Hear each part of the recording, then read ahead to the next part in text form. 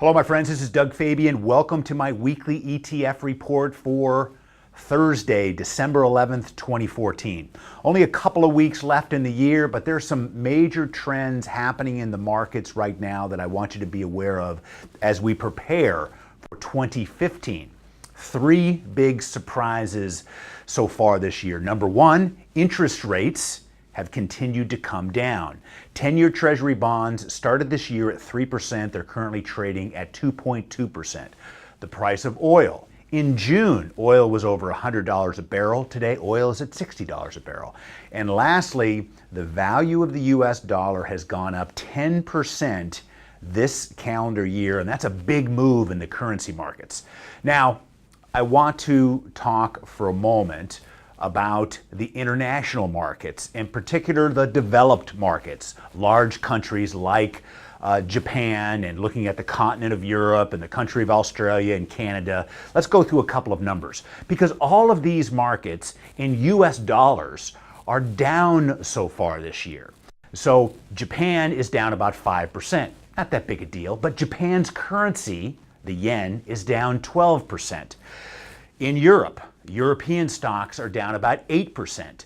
The euro is down 10% versus the US dollar. The Australian markets, equity markets, are down 7%. Their currency is down 7%.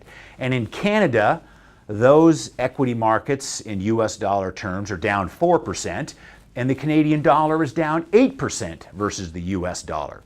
So when we look at the US market, we're up about 9% for the Wilshire 5000, and the US dollar is up 10%.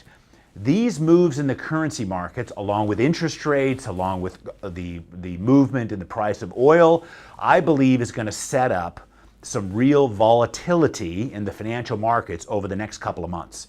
And I believe that there's a strong potential of a sharp correction in U.S. equities as we get into the new year, because the U.S. dollar's strength is actually a negative for many countries that are trying to sell against the Japanese companies or against European companies. So be prepared for some market volatility.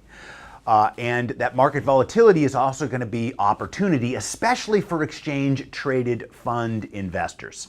Now, I just recently finished the January issue of Successful ETF Investing, and I talked about 5 themes for 2015 in that issue. But now there are a new type of exchange-traded funds, the hedged currency ETFs, that even if the dollar continues to strengthen next year, we can still invest in a market and not be affected by currency. So I'll be talking more about that in the weeks ahead.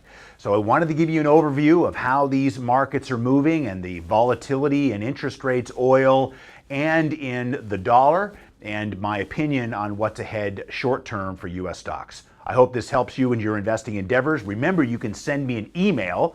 My email address is askdoug@dougfabian.com, and also here's a special offer on successful ETF investing from my publisher.